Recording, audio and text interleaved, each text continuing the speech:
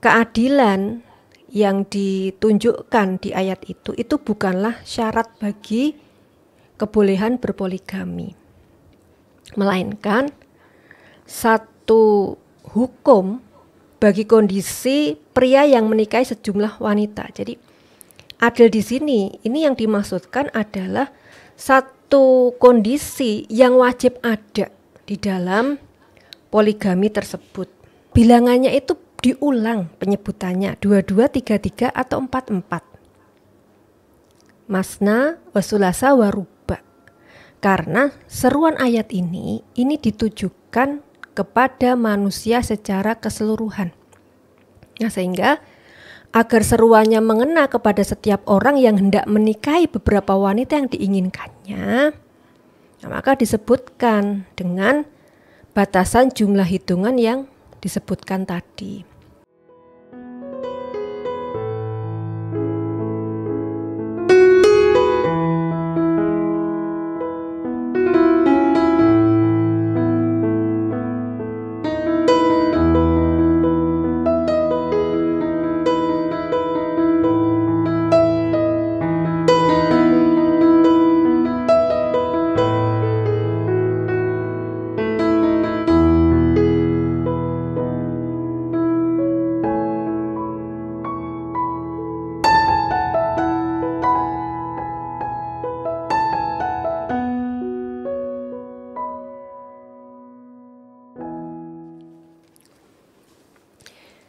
Assalamualaikum warahmatullahi wabarakatuh.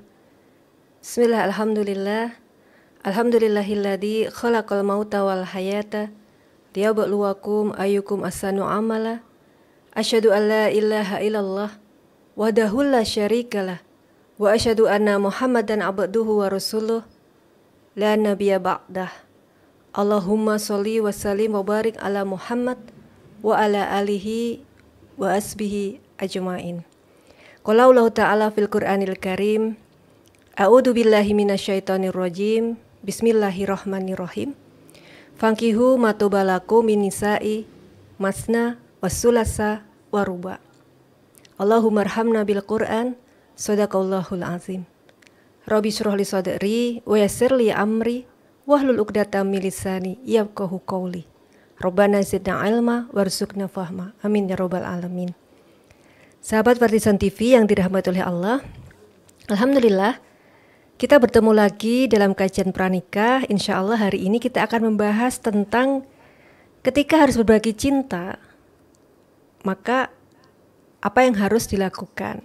Nah, hari ini kita akan bahas topik yang insya Allah senantiasa hangat untuk diperbincangkan, yaitu poligami di dalam pandangan Islam. Nah, poligami ini merupakan salah satu syariat Allah yang sampai hari ini mendapatkan stempel yang kurang enak, kurang menyenangkan oleh berbagai pihak ya. Maka saya sebut ini syariat yang dicurigai oleh berbagai pihak. Hingga hari ini poligami menjadi isu yang masih hangat untuk diperbincangkan oleh siapa saja. Di satu sisi ada yang berpendapat kalau menjalankannya itu merupakan bentuk kesunahan bahkan wajib. Sehingga ada kasus ya karena berpegang pada pendapat ini kemudian seakan-akan dia memaksakan untuk harus poligami. Kan sunnah, dapat pahala gitu. Sehingga kadangkala yang seperti ini kemudian tidak memperhatikan bahwa ada sisi-sisi kemampuan yang akhirnya sebenarnya belum dipunyai. Ketika itu dipaksakan justru terjadi madorot. Dan di sisi yang lain, nah ini yang banyak terjadi saya kira ya. Ada pihak yang justru menyebut poligami sebagai sesuatu yang terlarang untuk dilakukan. Kenapa? Ya coba lihat katanya. Kan banyak fakta kan ketika itu dilakukan justru menyebabkan kerusakan, alih-alih menambah pasangan, alih-alih menambah jumlah anggota keluarga, yang terjadi justru perpisahan di antara mereka. Atau memang secara faktanya banyak ditemui memang ya keretakan rumah tangga yang menjalankan praktek poligami ini itu. Namun dari berbagai fakta kerusakan yang ada, bukan berarti kan kalau syariat poligami itu yang bersalah atau bermasalah. Kalaupun secara fakta kita temui ada beberapa atau banyak keluarga yang mempraktikkan poligami kemudian justru berujung kepada keretakan, keburukan. Nah, ini saya kira kita harus bisa melihat secara objektif bahwa ketika itu terjadi itu lebih karena para pelaku yang tidak menjalankan secara syariat. Ya, karena insya Allah bagi orang yang beriman, kita pasti meyakini, pasti memahami bahwa setiap syariat Allah ketika diturunkan itu akan membawa kemaslahatan, kebaikan. Nah, sehingga ketika maslahat kok itu tidak bisa terasa. Nah, ini menjadi evaluasi kita bersama. Jangan-jangan ini faktornya berasal dari pelakunya. Nah, sahabat Vertison, lalu bagaimana Islam memandang tentang poligami? Nah, yang pertama yang ingin kita ingatkan bersama, poligami merupakan salah satu syariat di dalam Islam. Boleh melakukannya. Ini berdasarkan Quran surat An-Nisa ayat 3. A'udzubillahi minasyaitonirrajim. Bismillahirrahmanirrahim. Fankihu ma tobalakum min nisa'i masna wasulasa waruba. Maka nikailah wanita-wanita lain yang kamu senangi 2, 3, atau 4. Fa in khiftum ala ta'dilu fawahidah aw ma malakat aimanukum dzalika adnala ta'ulu. Tetapi jika kamu khawatir tidak akan mampu berlaku adil, maka nikahilah seorang saja atau hamba saya perempuan yang kamu miliki. Yang demikian itu lebih dekat agar kamu tidak berbuat zolim. Nah, Quran surat An-Nisa ayat 3 ini menjadi dasar syariat poligami yang membolehkan aktivitas poligami atau seorang laki-laki yang beristri lebih dari satu. Nah, dari ayat ini juga, ini nanti kita akan bisa mendapatkan beberapa hal atau beberapa poin. Yang pertama adalah ayat ini melakukan pembatasan jumlah istri. Jadi Quran surat An-Nisa ayat 3 ini kan diturunkan kepada Rasulullah Shallallahu Alaihi Wasallam pada tahun ke-8 Hijriah. Nah, ayat ini diturunkan untuk membatasi jumlah istri pada batas maksimal 4 orang saja. Karena sebelum ayat ini diturunkan, jumlah istri bagi seorang pria itu tidak ada batasannya. Nah, kemudian kalau kita menyimak ya terkait dengan ayat ini pada bilangan masna, wasulasa, waruba, 2, 3, 4. Nah, ini kan disebut secara sepadan dan berulang. Nah, maknanya nikahilah atau kawinilah wanita yang telah dibatasi dengan jumlah 22, 33, atau 44. Nah, kenapa? Kok bilangannya itu diulang penyebutannya 22, 33, atau 44? Masna, wasulasa, waruba. Karena seruan ayat ini ditujukan kepada manusia secara keseluruhan. Nah, sehingga agar seruannya mengena kepada setiap orang yang hendak menikahi beberapa wanita yang diinginkannya, nah, maka disebutkan dengan batasan jumlah hitungan yang disebutkan tadi. Nah, ini sebagaimana kalau misalnya kita mengumpulkan orang ya, kita mempunyai uang 10 juta, kemudian kita katakan kepada kelompok orang tersebut, bagilah uang 10 juta ini 200.000 kepada kalian. Nah, berarti kan setiap orang kan boleh dapat uang 200.000. Nah, analoginya seperti ini. Jadi Ketika Allah menyebutkan nikahilah wanita yang telah dibatasi dengan jumlah 22, 33 atau 44, maknanya berarti seorang laki-laki itu ya, ketika menginginkan untuk menikahi wanita, itu boleh untuk menikahi 2 atau 3 atau 4 orang wanita. Nah, itu jadi ayat ini ya, An-Nisa ayat 3 ini yang pertama berisi tentang pembatasan jumlah istri. Kemudian yang kedua,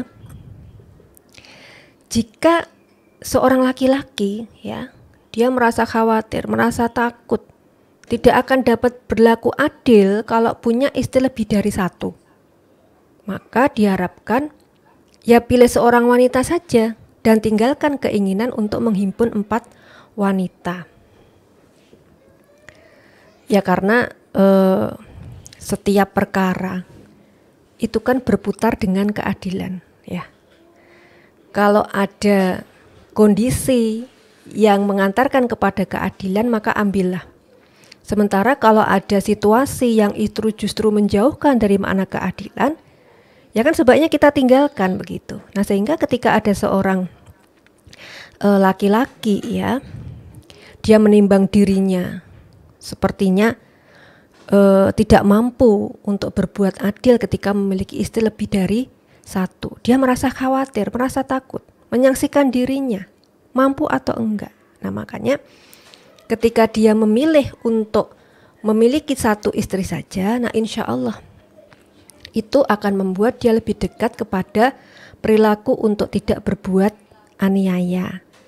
Sebagaimana Rasulullah Shallallahu Alaihi Wasallam pernah bersabda, ala ta'ulu, ala tajuru, agar kamu tidak berbuat aniaya, yakni agar kamu tidak berlaku zalim atau tidak adil. Hadis riwayat Ibnu Hibban di dalam Sahihnya.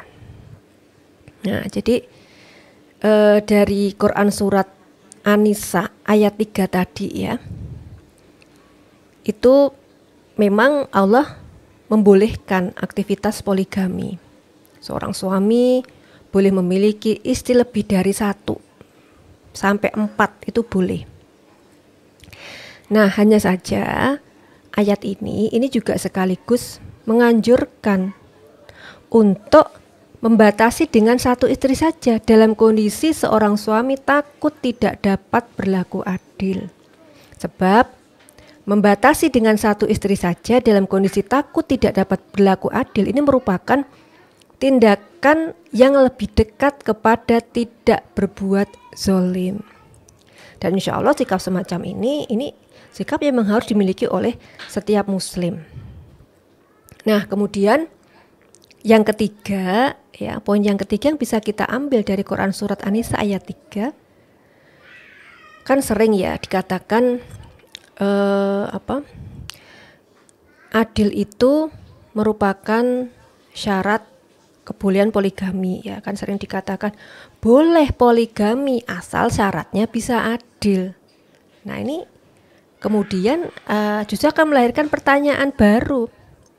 Lah, bagaimana seorang laki-laki itu bisa tahu dia bersikap adil di dalam poligami kalau dia belum pernah melakukan poligami gitu. Sementara posisi ketika adil itu menjadi syarat.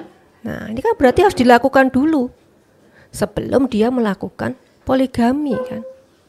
Nah, baru bisa adil, baru bisa poligami kan gitu. Nah, kalau dari pernyataan Allah di dalam Quran surat An-Nisa ayat 3 tadi ya, bisa dipahami bahwa keadilan yang ditunjukkan di ayat itu bukanlah syarat bagi kebolehan berpoligami, melainkan satu hukum bagi kondisi pria yang menikahi sejumlah wanita. Jadi adil di sini ini yang dimaksudkan adalah satu kondisi yang wajib ada di dalam poligami tersebut. Jadi kalau di dalam Quran surat An-Nisa ayat 3 tadi ya, Kemudian jika kamu takut tidak akan dapat berlaku adil dan seterusnya tadi ya. Itu lebih menunjukkan kepada ya kalau orang poligami itu memang harus adil, tetapi itu bukan menjadi syarat poligami. Karena adanya kebolehan berpoligami secara mutlak dengan batasan jumlah 4 yang terwujud pada kalimat fankihu matobalakum minisa'i masna wa sulasa wa ruba. Makna kalimatnya sudah berhenti di sini dari sisi kebolehan dengan jumlah 4 tadi. Kemudian itu baru disambung dengan kalimat lain dan ungkapan lain pula, di mana kalimatnya adalah fa in khiftum ala ta'dilu fawahidah auma malakat aimanukum. Kemudian jika kamu takut tidak dapat berlaku adil, kawinilah seorang saja atau budak-budak yang kamu miliki. Karena yang demikian lebih dekat kepada tidak berbuat aniaya. Nah, maka posisi firman Allah yang fa'in khiftum, kemudian jika kamu takut tadi ya, ini posisinya bukan sebagai syarat. Karena dia tidak bersambung dengan kalimat pertama dengan hubungan syarat. Tetapi kalimat tersebut merupakan kalimat selanjutnya. Seandainya Allah menghendaki sebagai syarat, pasti firman-Nya fankihu matobalakum minisa'i masna wa sulasa wa ruba in adaltum. Maka nikahilah perempuan yang kamu senangi, 1 atau 2 atau 3 jika kalian adil. Nah, kalau kalimatnya jika kalian adil, ini posisi adilnya kan berarti menjadi syarat, tapi kan yang tertulis di firman Allah bukan begitu itu. Nah, sehingga dari penjelasan ini kita bisa mengetahui bahwa keadilan itu bukan merupakan syarat kebolehan poligami. Nah, sahabat Vertison TV yang dirahmati oleh Allah, terkait dengan makna keadilan. Nah, ini kan sering dipertanyakan ya, sering ditanyakan. Keadilan seperti apa sih yang diharapkan atau dituntut di dalam kehidupan poligami itu?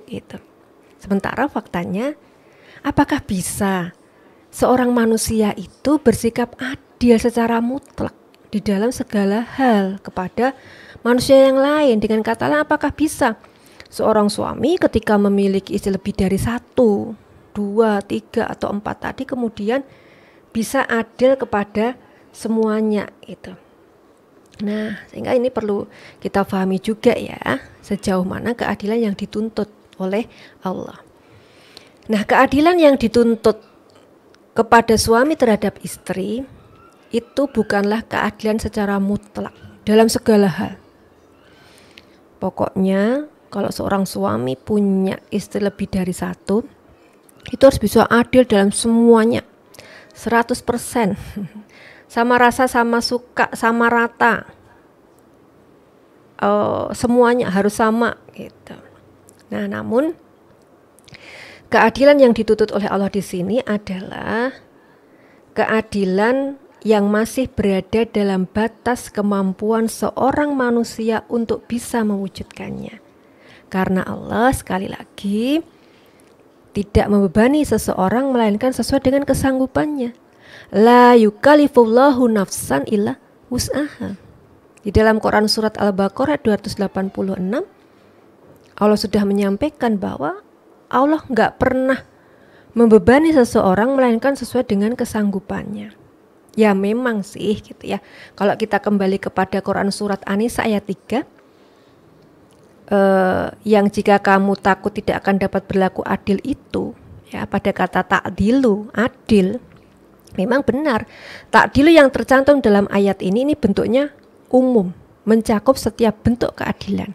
Nah, akan tetapi kata yang bersifat umum ini sudah ditaksis, dikhususkan oleh ayat lain ya, kepada sesuatu yang mampu direalisasikan oleh manusia. Nah, ini ditaksisnya itu di Quran surat An-Nisa ayat 129, yang artinya Dan kamu sekali-kali tidak akan dapat berlaku adil di antara istri-istrimu, walaupun kamu sangat ingin berbuat demikian. Karena itu janganlah kamu terlalu cenderung kepada yang kamu cintai, sehingga kamu membiarkan yang lain terkatung-katung. Nah, justru dari penjelasan Quran surat An-Nisa ayat 129 ini Allah telah menjelaskan bahwa ya mustahil ya. Mustahil manusia itu bisa berbuat adil secara mutlak. Dalam segala hal, 100% seorang suami berlaku adil mutlak di antara istri-istrinya sampai tidak ada kecenderungan sama sekali kepada salah satunya. Gak bisa kayak gitu. Nah makanya ya Masya Allah, Allah yang menciptakan hambanya, Allah yang maha mengetahui betul karakter tiap hambanya. Nah sehingga Allah lah yang kemudian menurunkan aturan atau syariatnya terkait dengan itu. Allah maha mengetahui bahwa setiap manusia itu gak akan mungkin bisa berlaku adil dalam segala hal. Termasuk gak bisa berlaku adilnya seorang suami secara mutlak kepada istrinya 100%. Nah sehingga tuntutan Allah ya dalam keadilan hal-hal yang memang disanggupi oleh manusia pada umumnya. Nah makanya karena itu Allah mengangkat dari hambanya kewajiban untuk mewujudkan keadilan yang sempurna dan paling tinggi. Sehingga keadilan yang dibebankan kepada seorang suami ketika memiliki istri lebih dari satu itu adalah keadilan yang mampu untuk diwujudkan dengan syarat telah mengerahkan segala kemampuan dan potensi yang ada pada diri mereka. Ya karena sekali lagi bahwa Allah itu tidak pernah memberikan taklif atau beban bagi manusia di luar kemampuan. Karena itu bentuk kezaliman kalau seperti itu. Gitu. Sebagaimana Allah Subhanahu wa Ta'ala telah berfirman, dan Tuhanmu tidak akan menganiaya kamu seorang jua pun. Jadi mustahil kalau Allah itu memberikan tuntutan tapi nggak bisa dilakukan oleh manusia. Kemudian Allah juga sudah mengingatkan, falatamilu kulal mail. Karena itu janganlah kamu terlalu cenderung kepada yang kamu cintai. Allah juga sudah ngasih catatan dan kamu sekali-kali tidak akan dapat berlaku adil. Nah, pernyataan-pernyataan Allah seperti ini merupakan dalil bahwa seorang suami itu sekali-kali tidak akan dapat berlaku adil di dalam semuanya. Dalam hal ini ketika dia membagi cinta dan kasih sayang. Nah, inilah bentuk keadilan yang diwajibkan di dalam ayat sebelumnya. Inilah bentuk keadilan yang tidak dituntut oleh Allah ya. Jadi keadilan yang dituntut oleh Allah untuk diwujudkan di dalam kehidupan poligami itu adalah hal-hal yang di luar selain cinta dan kasih sayang, termasuk jima atau hubungan suami istri. Ya karena ini beberapa hal yang akan sulit dipaksakan terjadi pada seorang manusia, ya kan? Yang namanya rasa cinta, rasa kasih, rasa kecenderungan seorang manusia kepada manusia yang lain ini kan nggak bisa dipaksain, bener-bener dibagi rata gitu. Bahkan Rasulullah pun di dalam salah satu hadis beliau, hadis riwayat Al-Hakim dan Ibnu Hibban ya, dari Aisyah yang menuturkan Rasulullah membagi giliran di antara istrinya dan berupaya berlaku adil, lalu berkata kepada Allah, ya Allah, sesungguhnya inilah pembagianku dalam apa yang aku miliki atau kuasai. Maka janganlah engkau cela aku dalam hal yang engkau miliki atau kuasai, sementara tidak aku miliki dan kuasai. Nah, maksud yang dikuasai Allah dan tidak dikuasai oleh Nabi itu adalah hatinya beliau. Ibnu Abbas menafsirkan dari hal ini ya, itu yaitu dalam masalah cinta dan jima. Nah, jadi dalam masalah cinta, kasih sayang, kecenderungan hati, jima, yaitu hal-hal yang memang akan sulit ketika seorang suami itu dipaksakan sama antara istri satu dengan istri yang lain ya. Ya namanya hati manusia itu kan satu gitu ya. Ya meskipun kemudian berbagi cinta itu diharapkan bisa adil ya, tetapi sekali lagi keadilan dalam makna yang seperti apa? Sekali lagi kalau makna keadilan di sini mutlak dalam segala hal, itu Allah sudah katakan mustahil, manusia itu nggak bisa.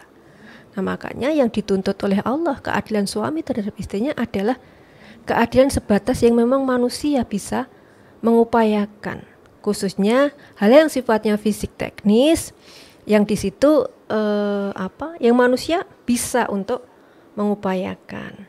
Nah, gitu ya tentang makna keadilan.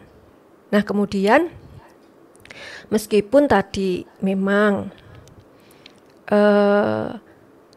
seorang suami diperbolehkan untuk hatinya itu cenderung kepada salah satu dibanding istrinya yang lain. Nah, akan tetapi Allah telah melarang untuk terlalu cenderung kepada salah satu istrinya. Boleh cenderung, artinya boleh lebih mengasihi ya satu istrinya dibanding istri-istri yang lain. Tetapi jangan sampai kecenderungannya ini kemudian terlalu cenderung banget. Yang dari kecenderungan banget ini kemudian membuat si suami kemudian mengabaikan kepada istri yang lain, atau bahkan membuat istrinya itu hidupnya terkatung-katung. Jadi seperti nggak punya suami tapi belum cerai, punya suami tapi kok kayak nggak punya suami padahal belum dicerai. Nah kalau sudah sampai jatuh seperti ini itu kan nggak boleh gitu. Jadi kalau di dalam Quran surat An-Nisa ayat 3 tadi ya yang menjadi syariat poligami. Nah itu kan tadi Allah meminta untuk berlaku adil. Kemudian di dalam An-Nisa ayat 129 Allah sudah memperingatkan, ya memang kamu gak bisa berlaku adil ke istrimu dalam hal cinta kasih dan jima tadi. Kemudian di ayat itu juga Allah sudah mengingatkan, jangan kamu terlalu cenderung kepada yang kamu cintai sehingga kamu biarkan yang lain terkatung-katung. Nah ayat ini memerintahkan kepada seorang suami untuk menjauhkan diri dari terlalu cenderung. Ini kalau dimaknai mafhum dari ayat ini, artinya Allah itu membolehkan untuk cenderung, ya cenderung dalam tanda kutip biasa saja, nggak terlalu gitu ya. Tetapi mafhum lainnya yang bisa kita tangkap tadi, larangan untuk terlalu cenderung. Sebagaimana ini juga hampir sama dengan pembahasan tentang larangan untuk bersikap boros itu. Janganlah kamu terlalu mengulurkannya, kalau dalam Al-Isra ayat 29. Artinya boleh mengulurkan tangan, membelanjakan harta asal tidak sampai bersikap boros. Boros dalam hal ini ya membelanjakan yang tidak sesuai dengan syariat kan gitu. Nah hampir sama seperti ini. Allah membolehkan hati seorang suami cenderung kepada salah satu istri, tetapi jangan terlalu cenderung. Karena akibat jika terlalu cenderung, itu akan membuat dia lebih mengutamakan salah satu istri dibandingkan istri yang lainnya. Kemudian istri yang lainnya ini bisa hidupnya jadi diabaikan, gak diperhatikan, terkatung-katung ya, karena kan secara tabiah ya bisa jadi ya ketika suami itu lebih cenderung kepada salah satu pasangannya, ya cenderungnya kan bisa jadi akan menampakkan perilaku yang mungkin memihak ketika terjadi perselisihan di antara istri-istrinya, atau dia lebih royal di dalam memberikan harta bendanya dan lain sebagainya. Nah, yang seperti ini yang tidak diperbolehkan. Nah, makanya Rasulullah telah memperingatkan bagi suami yang melakukan poligami ini jangan sampai tidak bisa berlaku adil. Dalam hal ini selalu cenderung. Ini peringatan beliau ada di hadis riwayat Ibnu Hibban di dalam sahihnya. Rasulullah pernah bersabda, siapa saja yang mempunyai 2 orang istri, lalu ia lebih cenderung kepada salah satu dan mengabaikan yang lain, niscaya ia akan datang pada hari kiamat nanti berjalan sementara salah satu kakinya lumpuh atau pincang. Na'udzubillahi min dzalik. Nah, siapapun suami kan pasti tidak menginginkan kan seperti ini terjadi. Nah, sehingga atas dasar penjelasan ini ya, dari ayat-ayat Allah dan hadis Rasulullah tadi, kewajiban yang diwajibkan atas seorang suami adalah berlaku sama di antara istri-istrinya dalam hal yang ia mampu. Seperti misalnya menginap di rumah istrinya, nah itu kan bisa dibagi itu berapa hari. Dalam hal makanan, pakaian, tempat tinggal yang sifatnya pemberian harta benda atau fisik, nah itu kan juga bisa diukur sejauh mana kebutuhan antar masing-masing keluarga. Ya tentunya kalau misalnya istri pertama anaknya 3, istri keduanya anaknya 4, istri ketiganya anaknya 5, nah itu kan bisa diperhitungkan ya. Kan yang namanya adil itu belum tentu secara jumlah kan harus sama, tetapi ada di sini tentunya memenuhi kebutuhan masing-masing anggota keluarga. Nah, dalam hal seperti ini keadilan bisa diupayakan oleh setiap manusia. Adapun dalam perkara-perkara yang termasuk ke dalam pengertian kecenderungan, masalah cinta, hasrat seksual, terjadinya jima suami istri, maka yang hal ini tidak diwajibkan keadilan di dalamnya. Karena hal itu memang berada di luar kemampuan manusia. Dan hal ini dikecualikan dari kewajiban berlaku adil dari nas Al-Quran. Nah, sahabat Vertizon yang dirahmati oleh Allah, bagaimanapun syariat poligami ya sekali lagi diturunkan oleh Allah sebagai bentuk rahmatnya Allah, kasih sayangnya Allah kepada manusia. Karena ya Allah tahu betul di dalam mengarungi bahtera kehidupan ini pasti ada problem-problem yang membutuhkan solusi yang sesuai dengan problem tersebut. Nah, makanya Allah turunkan syariat poligami ini menjadi solusi untuk beberapa problem kehidupan. Ya memang solusinya mesti itu gitu.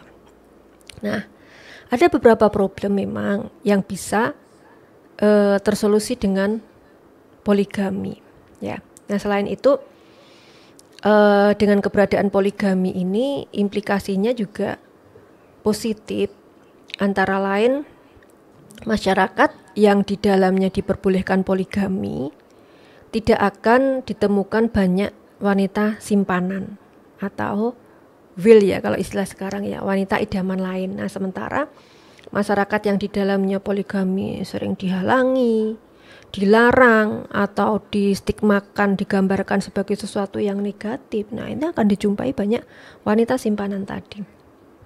Nah, problem-problem kehidupan yang bisa disolusi dengan poligami itu misalnya begini.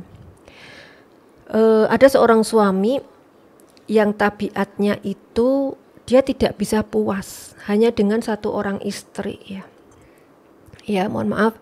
Ada seorang suami yang hasrat seksualnya itu sangat tinggi, dia membutuhkan penyaluran setiap hari atau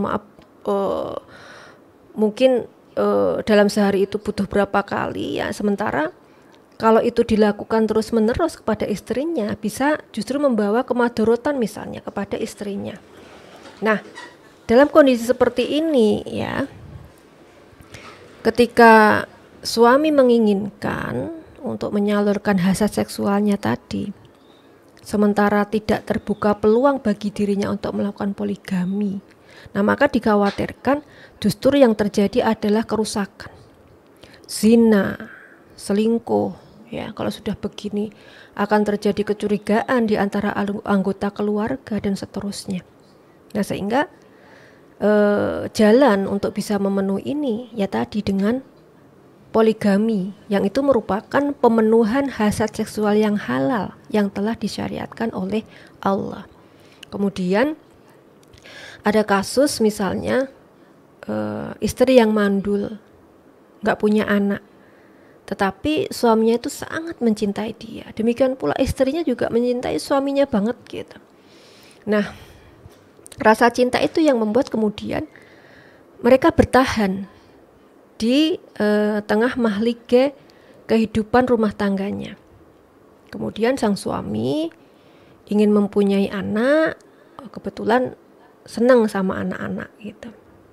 Nah, kalau dalam kondisi ini kemudian ya, ia tidak diperbolehkan untuk menikahi wanita yang lain, sementara peluang untuk memiliki anak itu terasa sempit, ya bisa jadi kemudian dia akan menceraikan istri pertamanya misalnya. Nah, ini kan akan membuat ketenangan rumah tangganya jadi hancur. Ketentraman yang sudah dibangun dari awal pernikahan bisa hancur pula. Nah, sehingga dalam kondisi seperti ini ya seorang suami agar mendapatkan kesempatan yang terbuka untuk menikah lagi dengan wanita lain agar mendapatkan keturunan yang didambakan. Nah, atau ada kasus istri yang menderita sakit sehingga tidak mampu melakukan hubungan suami istri atau tidak bisa melakukan tugas mengurus rumah, mendidik anak, melayani suaminya lagi. Padahal sang istri bagaimanapun dia memiliki kedudukan yang istimewa di mata suaminya. Dia sangat dicintai oleh suaminya. Suaminya nggak pengen menceraikan dia gitu ya. Nah, sementara di saat yang sama dengan kondisi sakit istrinya ini, suami nggak merasa nggak sanggup hidup bersama istri yang sakit ini tanpa keberadaan wanita lain untuk membantunya misalnya. Nah, sehingga dalam kondisi seperti ini tentu harus dibuka pintu kesempatan bagi sang suami untuk menikahi lebih dari satu istri. Atau ada kondisi ya kadang-kadang dalam satu masa terjadi peperangan atau pergolakan fisik yang menyebabkan ribuan bahkan jutaan pria meninggal. Ya, sehingga akibatnya tidak terjadi keseimbangan antara jumlah kaum pria dan wanita. Nah, ini yang seperti ini kan pernah terjadi pada Perang Dunia I dan Perang Dunia Kedua ya. Nah, kalau seperti ini juga poligami bisa menjadi solusi ya karena tadi jumlah wanita yang tidak seimbang dengan laki-laki. Demikian pula kalau angka kelahiran tidak seimbang antara angka kelahiran laki-laki dan perempuan ya dalam kondisi sekarang kan juga sudah mengarah ke situ ya. Jumlah kaum perempuan lebih banyak daripada jumlah kaum laki-laki. Sehingga tidak terjadi keseimbangan antara populasi laki-laki dan populasi perempuan. Nah, dalam keadaan seperti ini solusi untuk mengatasi problematika ini ya bisa dengan poligami tadi. Nah, sehingga itu beberapa contoh problem ya yang sangat mungkin terjadi di dalam komunitas manusia saat ini, yang sangat mungkin terjadi di sejumlah bangsa atau umat. Nah, sehingga kalau poligami dilarang, ya problem-problem seperti ini akan tetap berlangsung tanpa mendapatkan solusi. Nah, sehingga ya Masya Allah gitu ya, Allah Maha Tahu dan terhadap problem-problem seperti ini ya insya Allah poligami ini akan menjadi solusi. Nah, sahabat Vertizon yang dirahmati oleh Allah, nah dari penjelasan saya tadi ya dari awal hingga akhir bisa ditarik kesimpulan bahwa Islam membolehkan poligami, namun tidak sampai menyunahkan atau mewajibkannya. Nah, sehingga kebolehan poligami di sini ini merupakan satu keniscayaan, ya boleh gitu. Bahkan ini bisa menjadi solusi bagi berbagai problematika yang sudah saya sebutkan tadi. Ya, meskipun posisi problematika yang bisa disolusi tadi itu bukan merupakan ilat atau sebab hukum dibolehkannya poligami, dan juga bukan merupakan syarat dibolehkannya poligami. Nah, sahabat Fardizon semua, hanya saja ya, meskipun kita sudah memahami bahwa poligami ini merupakan syariat Islam, namun faktanya pada hari ini merupakan syariat yang paling banyak mendapatkan serangan. Jadi kalau kita mengikuti perilaku dari kaum kufar ya, poligami ini sering dijadikan sebagai isu yang ditembak oleh propaganda mereka, digambarkan sebagai hal yang buruk dan keji. Dari mulai itu merupakan perilaku yang tidak beradab, akan membuat wanita pada jurang kehancuran dan sebagainya ya. Ada begitu banyak opini-opini yang mereka tebarkan terkait dengan poligami ini, suatu yang tidak manusiawi dan lain sebagainya. Nah, sehingga pada hari ini isu poligami ini merupakan salah satu memang menjadi alat untuk menyerang Islam. Dan sayangnya bagi sebagian kaum muslimin yang terpengaruh oleh opini atau pendapat kaum kufar barat ini, justru mereka mencoba untuk menakwilkan nas-nas syariat yang secara batil untuk melarang poligami. Jadi orang Islam sendiri memandang buruk kepada syariat poligami hanya lebih karena perilaku yang kurang tepat dari pelakunya, yang ujung-ujungnya justru ikut-ikutan melarang terhadap syariat ini. Naudzubillah ya. Padahal jelas tadi sudah saya sampaikan bahwa posisi poligami itu bagian dari syariat. Syariat ketika diturunkan pasti bermaslahat, dan bahkan dalam kondisi tertentu mampu memberikan solusi. Nah, sehingga sebagai bagian dari umat Islam harusnya kita mendasarkan bahwa ketika kita memandang sesuatu itu sebagai yang baik, yang buruk, terpuji atau tercela, ya kepada apa saja yang dipuji atau dicela oleh syariat. Ya kalau memang Allah sudah menurunkan syariat poligami, Allah memberikan maslahat di dalamnya, yaitu kita posisikan sebagai syariat yang terpuji begitu. Jadi bukan malah kita ikut-ikutan untuk menyerang atau melarang syariat tersebut. Wallahu a'lam bishawab. Nah, sahabat Fardizon yang dirahmati oleh Allah, demikian pembahasan kita bagaimana Islam memandang tentang poligami ya. Jadi harapannya dengan pandangan seperti ini menjadi bekal bagi siapapun yang ingin merajut rumah tangga dengan konsep poligami ini agar benar-benar melakukan semacam pemikiran, pendalaman. Di satu sisi ini diperbolehkan, akan tetapi di sisi yang lain diambil dengan kehati-hatian agar kita semua tidak terjebak atau masuk ke dalam kezaliman yang itu tidak diinginkan oleh Allah dan Rasul-Nya. Demikian, saya minta maaf jika banyak kekurangan. Jazakumullahu khairan katsiron atas perhatian sahabat-sahabat semua. Billahi taufiq wal hidayah, waridho wa innayah. Wassalamualaikum warahmatullahi wabarakatuh.